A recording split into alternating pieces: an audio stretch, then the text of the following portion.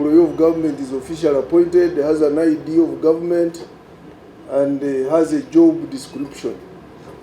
Just like your TV, when it employs you, you must sign a contract with them. You must be fully appointed. So Sobi was not an employee of government, and indeed Sobi on several occasions has been arrested and served his sentence. He has been arrested several times and served his sentence, and as soon as he completes the sentence, he goes back into Thagare and again is arrested.